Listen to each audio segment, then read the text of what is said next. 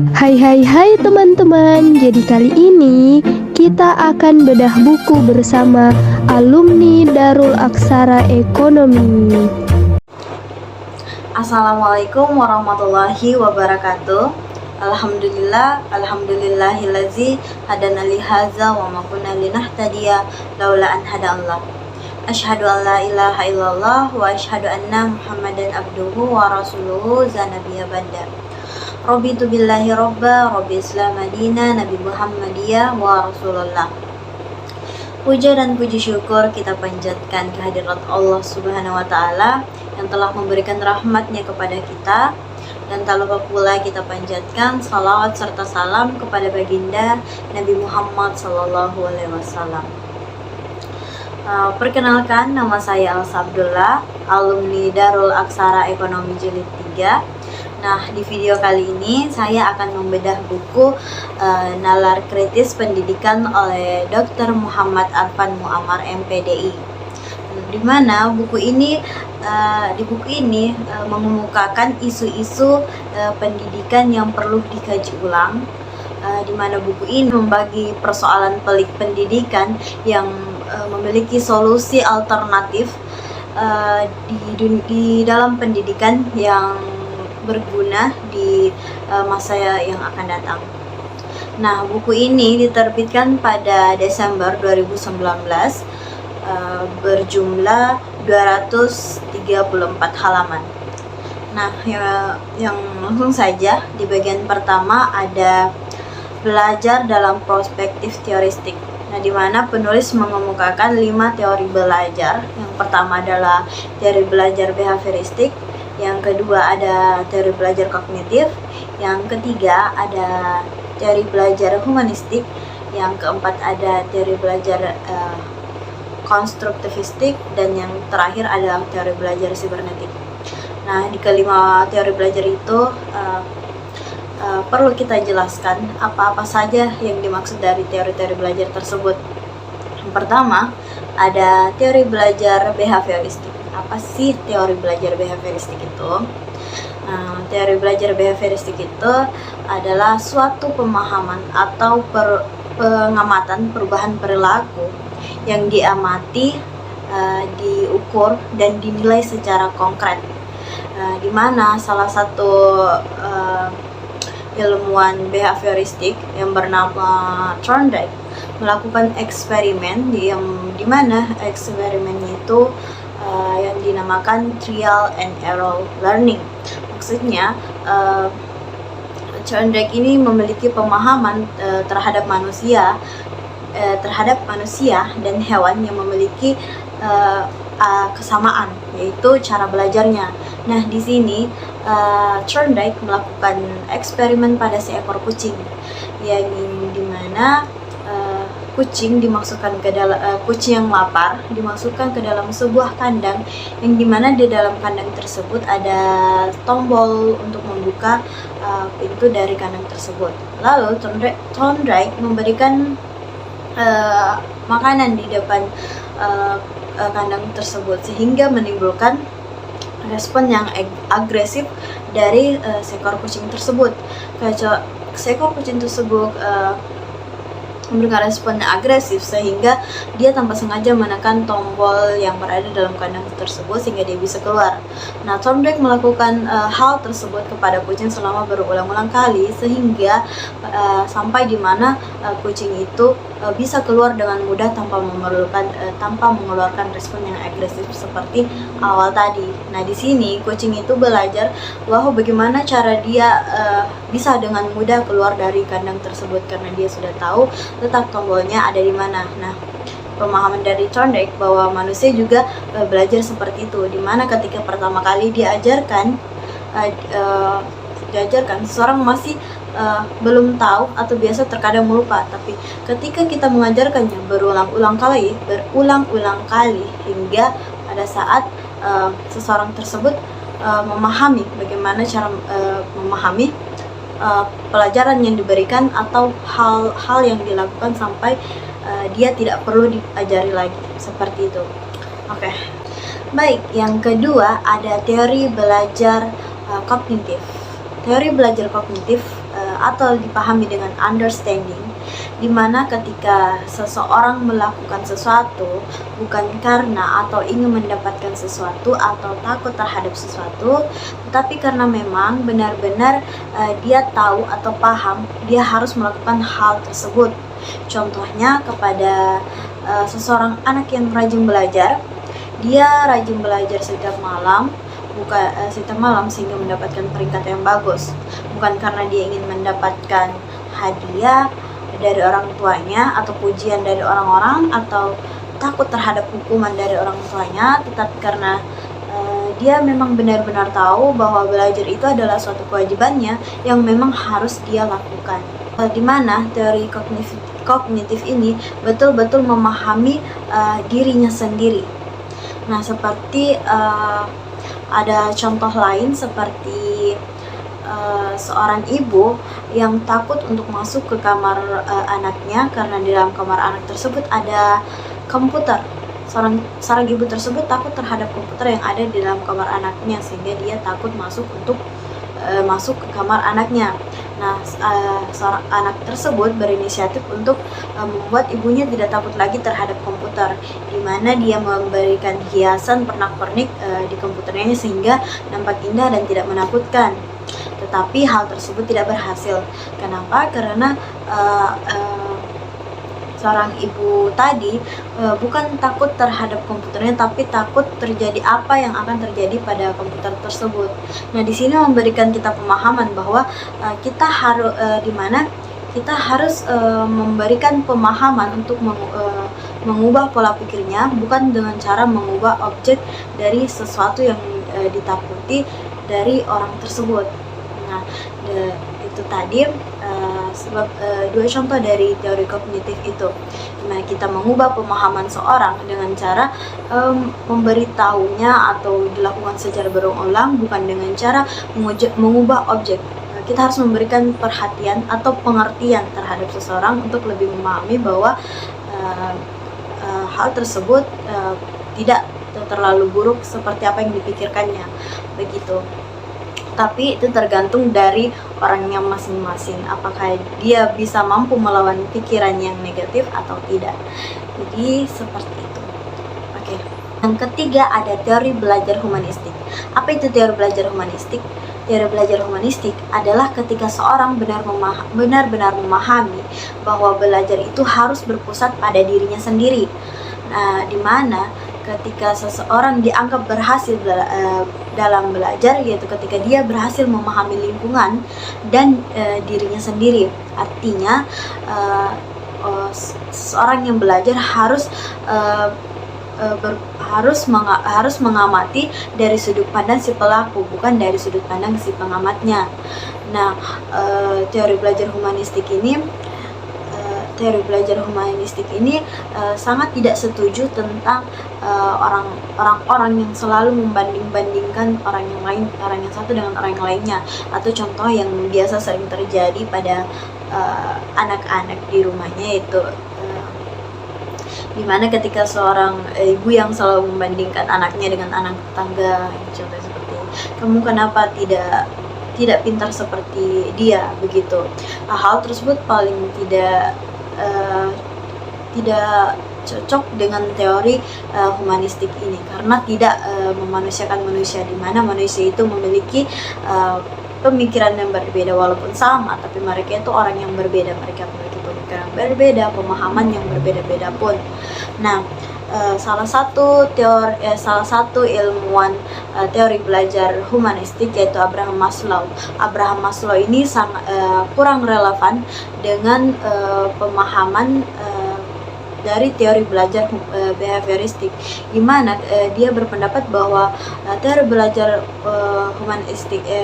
behavioristik ini terlalu mendehumanisasikan manusia, di mana teori belajar behavioristik ini tidak memanusiakan manusia karena menyamakan manusia dengan hewan. Nah, di dalam teori belajar humanistik itu tujuannya adalah untuk memanusiakan manusia. Kenapa Kenapa selalu ada kata manusia? Karena tujuan dari pembelajaran adalah ketika kita memanusiakan manusia. Begitu. 4. Ada teori belajar konstruktivistik. Teori belajar konstruktivistik ini adalah pemahaman bahwa pengetahuan tidak harus ditransfer begitu saja. Nah, di mana konstruktivisme ini biasanya kita temui dalam sehari-hari, misalnya di dalam sekolah atau kampus, atau di saat kita berkumpul dengan teman-teman ketika kita berbagi informasi. Nah, di sini ada dua yang termaksud konstruktivisme, yaitu TCL, Teacher-Centered Learning, di mana ketika guru atau si pemberi informasi hanya mentransfer ilmunya saja, membagi ilmunya saja, di mana seseorang hanya akan mendengar. Nah, yang kedua itu ada CCL, Student-Centered Learning, di mana itu guru atau orang yang membagi informasi benar-benar melibatkan orang yang lain dengan informasinya, seperti di dalam suatu kelompok yang berdiskusi, atau di dalam kampus kuliah yang biasa kita berbagi pemikiran, tidak hanya satu orang yang membagikan informasi, tetapi orang yang lainnya juga membagikan informasi. Nah, itu adalah dua tipe dari konstruktivisme ini. Nah, baik. Yang terakhir ada teori belajar sibernetik. Apa itu teori belajar sibernetik? Teori belajar sibernetik adalah sesuatu pemikiran yang dibagikan, bagaimana seseorang itu dapat menerima dan mengolah informasi itu melalui panca inderahnya. Nah, di sini ada tipe-tipe memori yang ada di dalam otak.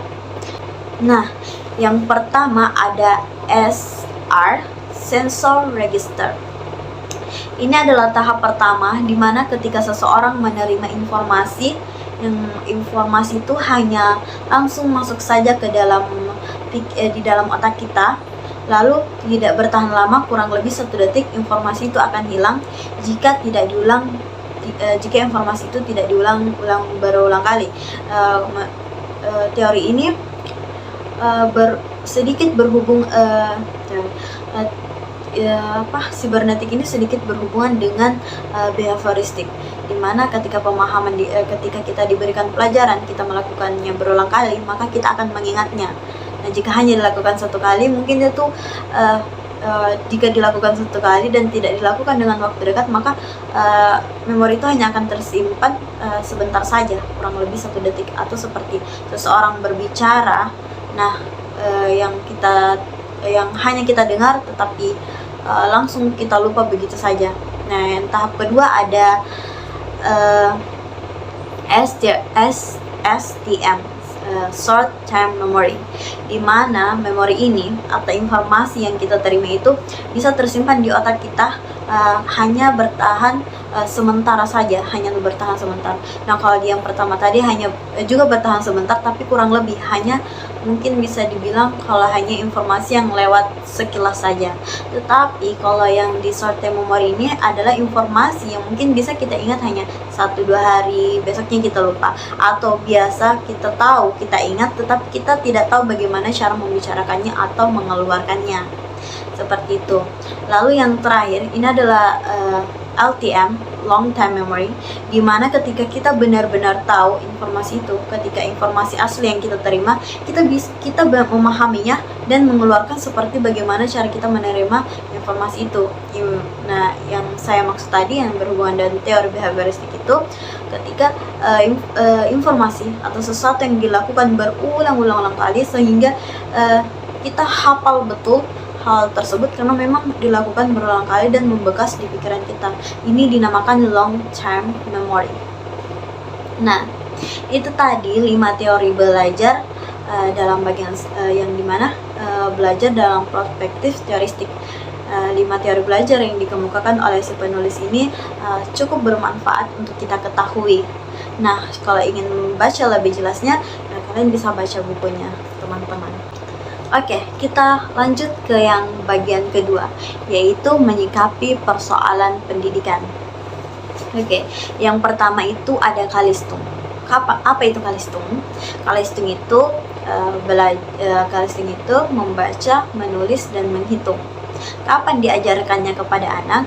Nah, kalistung ini di dalam buku ini si penulis mengemukakan bahwa lebih baiknya kalistung tidak diajarkan kepada anak TK. Jika kalistung ingin diajarkan kepada anak TK, sebaiknya orang tua benar-benar memahami anaknya itu seperti apa. Apakah anaknya itu mampu belajar kalistung di usianya yang masih dini atau tidak bisa. Nah,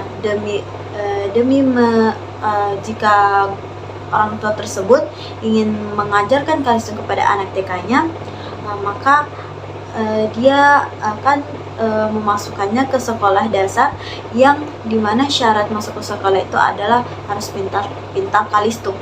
Sebaliknya jika seseorang tidak mengajarkan kalistung kepada anak TK, lebih baik jangan dimasukkan ke sekolah yang harus bisa kalistung.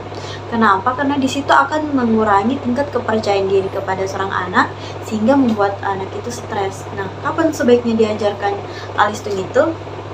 Dari yang dimukakan di buku ini dikatakan bahwa kalistung tidak ada tepat kapan baik atau tidaknya, yang itu adalah tergantung bagaimana orang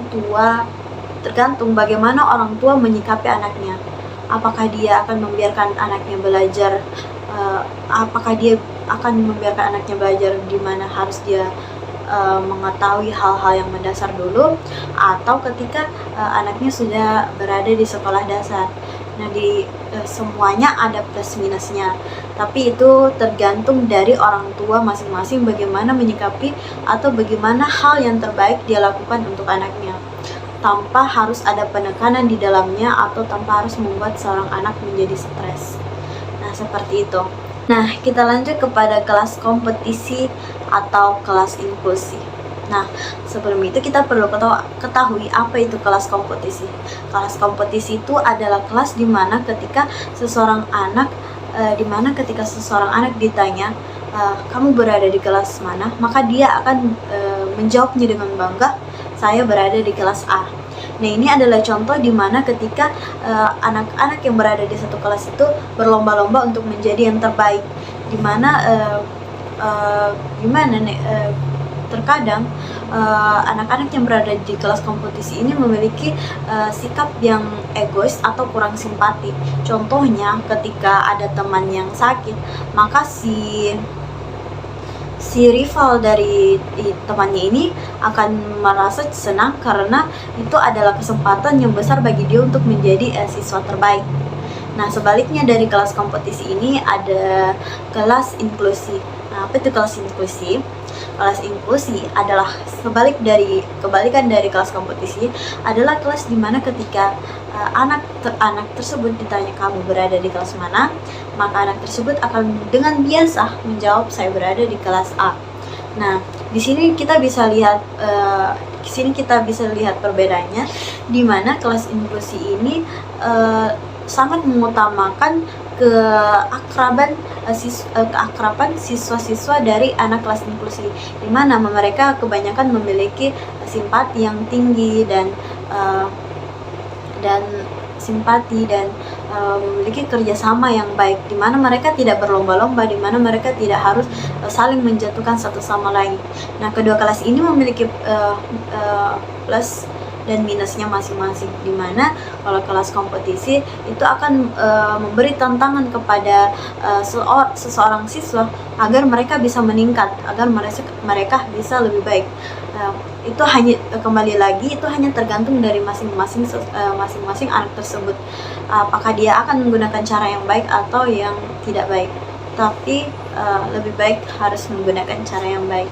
Nah, kalau di kelas inklusi ini kurangnya itu ketika siswanya hanya terlalu santai dengan pelajaran, karena mereka tidak terlalu mengejar harus menjadi yang terbaik seperti itu. Nah, jadi kalian pilih mana nih, di kelas kompetisi atau di kelas inklusi? Oke, selanjutnya adalah pendidikan dan ketertiban sosial. Si penulis mengemukakan salah satu kisah imajinatif di mana ada 10 seorang anak sekolah yang menyeberang jalan di negara Singapura tanpa melalui zebra cross atau tempat penyeberangan. Mereka hanya langsung menyeberang begitu saja dengan asal. Nah, di situ mereka 10 orang tersebut tertangkap oleh CCTV dan langsung ditindaklanjuti oleh petugas. Di mana petugas ini mengemukakan 9 dari 10 orang tersebut adalah orang Indonesia. Nah, di sini walaupun itu hanya cerita imajinatif, tetapi faktanya hal tersebut biasa terjadi. Nah, di sini itu mengemukakan bukti atau perbedaan sosial pendidikan yang berada di Indonesia dan di Singapura.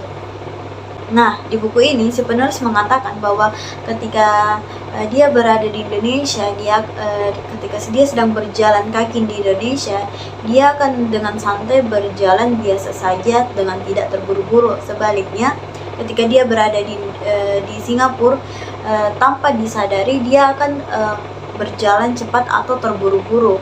Nah, di situ menemukan di mana di sana adalah perbedaan sosial dan budaya tentang orang-orang Singapura yang stabilitasnya atau kebiasaannya memang bekerja atau melakukan sesuatu serba cepat. Yang kedua juga sama ketika di sini, ketika seseorang yang berada di Indonesia, mungkin mereka dengan biasa saja membuang sampah sembarangan. Tapi ketika dia berada di di Singapura, mungkin dia akan berpikir 1000 kali untuk membuang sampah sembarangan. Situ adalah sosial dan budaya mereka yang memang sangat ketati persoalan pembuangan sampah sembarangan. Jadi membuat orang-orang yang berkunjung ke negara mereka berpikir untuk tidak membuang sampah sembarangan. Dari ketiga contoh cerita imajinatif itu kita bisa tahu perbedaan antara pendidikan dan sosial budaya di Indonesia dan Singapura. Nah, kita dapat mengikuti ketika itu terdapat dalam diri kita sendiri untuk mengubah hal tersebut. Nah, dan di natif itu kita dapat tahu perbedaan antara ketertiban sosial antara Indonesia dan Singapura. Nah, kita bisa belajar dari negara Singapura banyak hal tentang harus mematuhi peraturan, di mana kita harus benar-benar memperhatikan sekitar kita, bukan hanya memikirkan jangka pendeknya saja, tetapi kita harus memikirkan jangka panjangnya. Nah, orang Indonesia itu kita perlu banyak mengubah pola pikir kita yang terlalu santai, terlalu membuang-buang waktu, atau tentang sampah yang biasa masih banyak orang yang masih membuang sampah sembarangan. Nah, seperti contoh itu kita dapat belajar mentegasi mematuhi peraturan yang dikeluarkan pemerintah, atau peraturan yang harus ada dalam diri kita sendiri.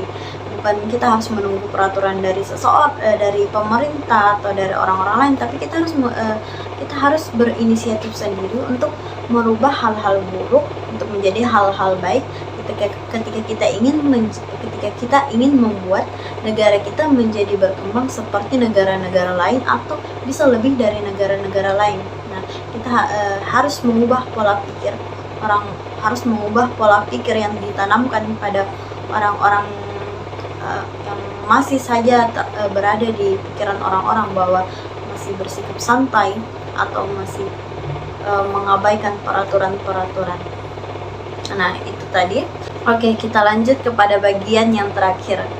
Ini adalah di buku ini, ini adalah bagian yang paling saya sukai, karena di sini si penulis mengatakan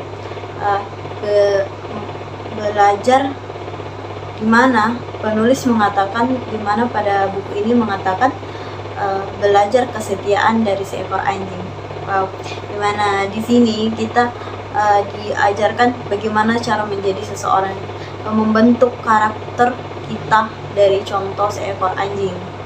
Masa sih kita mau disamakan dengan seekor anjing?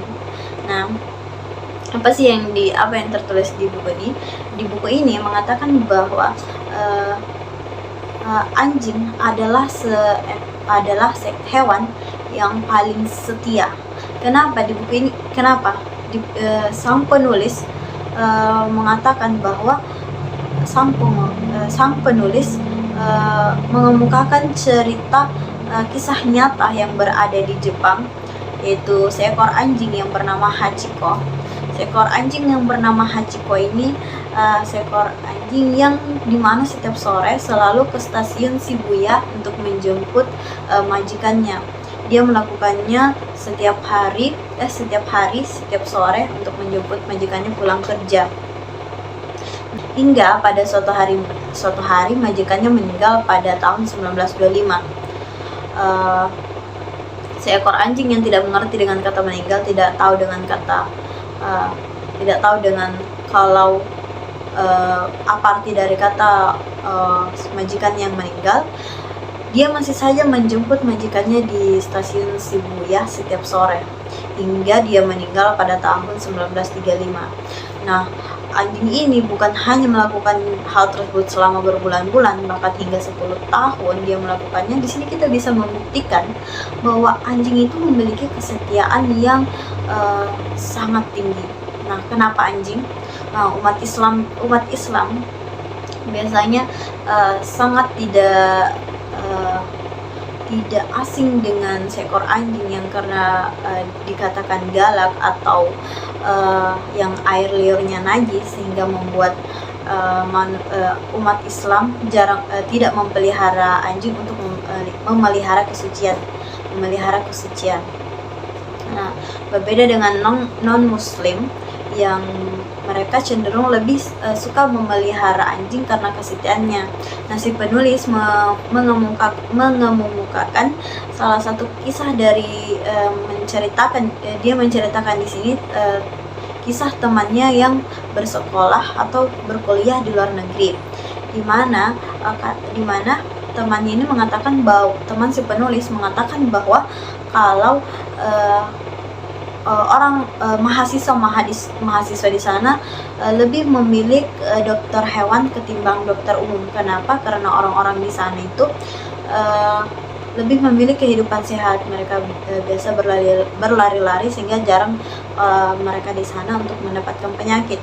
Dan hampir setiap rumah di sana memiliki hewan. Jadi mahasiswa di sana memilih jurusan hewan. Nah, di situ mereka memiliki orang-orang di luar negeri banyak memelihara seekor anjing. Nah, kenapa anjing? Ya, itu tadi, anjing memiliki kesetiaan yang sangat tinggi, bahkan bisa melewati dari kesetiaan manusia itu sendiri. Nah, coba ada pepatah di buku ini mengatakan, ada pepatah Arab yang mengatakan bahwa kamu memberi makan selama 3 hari kepada seekor anjing, maka seekor anjing itu mengingatnya selama 3 tahun. Dan jika kamu memberi makan kepada manusia selama 3 tahun, maka dia akan melupakannya selama 3 hari. Nah, di sini membuktikan bahwa kesetiaan anjing itu bisa lebih tinggi dari kesetiaan seorang manusia. Jadi masa sih kita mau disama-samakan oleh anjing, atau kita mau dikalahkan oleh seekor anjing? Nah, di sini itu kita tidak harus hanya memandang dari perspektif negatifnya saja. Kalau anjing itu najis dari segi liurnya, jadi kita tidak ingin mendekat, tidak ingin tahu, atau kita hanya selalu memandang negatif, memandang buruk pada seekor anjing itu. Nah, padahal dari sisi buruknya itu, anjing itu punya kelebihan yang bisa melebihi dari manusia itu sendiri. Nah, bahkan seekor anjing ini disebut di dalam surah Al-Kahfi, dikatakan bahwa ada seekor anjing yang ditidurkan ditidurkan selama 300 tahun bersama para pemuda Ashabul Kahfi. Nah, sini sudah sangat jelas bahwa seekor anjing itu juga punya tempat di Al-Quran, tidak hanya manusia. Jadi kita dari sini kita tidak harus memandang sesuatu dari perspektif negatifnya sendiri, dari negatifnya saja. Pasti sesuatu hal tersebut mempunyai hal positifnya. Nah, jadi begitu teman-teman. Nah, begini, jika ingin mengetahui lebih jelas dan lebih detail tentang buku-buku tersebut, buku yang saya bedah pada video kali ini, di sini ada banyak cerita inspiratif atau pemahaman yang membuat kita paham tentang dunia pendidikan yang buruk, hingga kita bisa memperbaikinya menjadi yang lebih baik. Nah, jika teman-teman semua penasaran dengan isi lebih jelas dari buku ini, silahkan dibaca bukunya. Cukup sekian dari saya, lebih dan kurangnya mohon dimaafkan. Unzur man qala wala tanzur man qala. Lihat apa yang disampaikan, bukan lihat siapa yang menyampaikannya. Billahi fisabilil haq, fastabiqul khairat. Wassalamualaikum warahmatullahi wabarakatuh. Bye bye.